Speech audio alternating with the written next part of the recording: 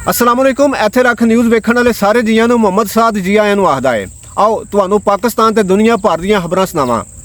पाकिस्तान के सदर आरिफ अलवी ने रोज़ा रसूल सल्लल्लाहु ताला अलैहि वसल्लम ते हाज़री दी, नफल पढ़े ते पेशी दी नमाज भी पढ़ी। सदर आरिफ अलवी ने इस मौके उत्ते पाकिस्तान की तरक्की, खुशहाली, मुसलमानों की सलामती ते उम्मत के मसलियां दे हल लई उचेचे दुआवां मंगियां। सदर आरिफ अलवी ने सऊदी वली अहद मोहम्मद बिन सलमान नाल मुलाकात भी की। अज करन लई गए हुए पाकिस्तानी हाजियां की वापसी अज तो शुरू हो गई है। हाजियां की वापसी 20 जुलाई तक जारी रहेगी। स्वीडन में कुरान पाक नूं अग लाने वाले पलीत वाक़े उत्ते एहतजाज। अराकी फुटबाल के खिडारियां मैच शुरू होने तो पहला कुरान पाक सिरां उत्ते चक के ते मैदान में आए। जमाते इस्लामी कराची के अमीर आफज नईम ने स्वीडन के सफीर नूं मुल्क बदर करन दी मंग कर दी। सोशल मीडिया उत्ते boycott Sweden brands top trend बन गया है। CTD की मुल्तान में कार्रवाई। तहरीके तालिबान पाकिस्तान का खास कमांडर फड़िया गया। अग वसाउंदी गर्मी के करके मैदानी इलाकों के लोग सैर सपाटे लई कुमराट, मालम जब्बा, कलाम, सवात, कागान, नारान ते उतले इलाकों में जा पुजे। सूबा बलोचिस्तान के जिला शेरानी के इलाके तानासर में पुलिस स्टेशन ते लिविज की चैक पोस्ट उत्ते अतगर्दां दा हमला, 4 एहलकार शहीद।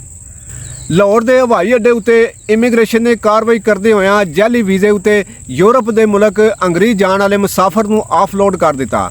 मुसाफर कोलों पुछ पड़ताल वेले पता लग्या कि वह सिक्ख्या के वीजे उत्ते अंग्रेज चलिया सी।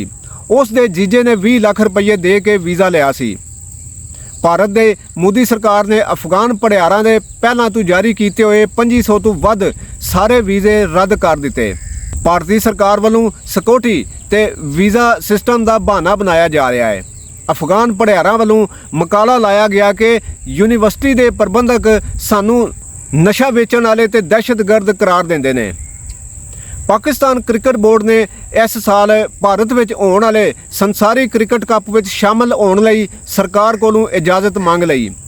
खेडां दे किसी भी संसारी मुकाबले लई किसी दूजे मुल्क जाना एक मामूली गल होंदी है, पर दोहां गुआढ़ी मुल्कां विचाले खिच की वजह तो दोहां मुल्कां दे खेडां दे बोर्ड की सरकार कोलों इजाज़त लोड़ींदी हुंदी है। सोशल मीडिया की ऐप ट्विटर के मालक एलन मस्क वालों ट्वीट पढ़न उत्ते हद ला दी गई। नीले टिक वाले खाते तो 24 घंटिया में 6000 ट्वीट पढ़े जा सकते हैं।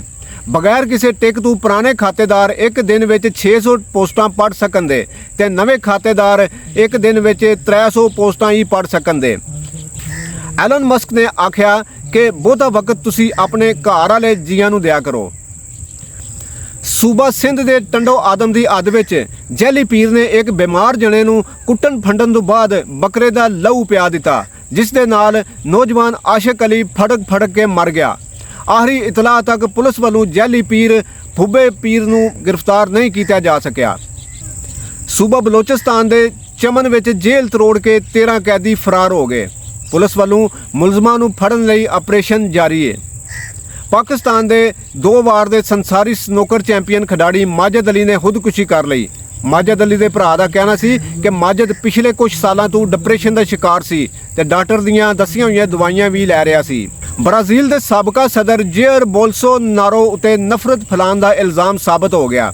सन 2023 तक किसी भी सरकारी ओहदे लई नाअहल करार दिता गया है। साबका सदर ने गैर मुल्की सफारतकारां सामने अपने ही मुल्क के खिलाफ गल्लां कीतियां सन ते झूठा प्रापोगैंडा किया ते अपने प्रापोगैंडे लई मीडिया का भी गलत वरतों किया गया। ऐ सन कुछ निक्कियां ते वड्डियां खबरां। तुहानूं मिलांगे फिर। रब राखा।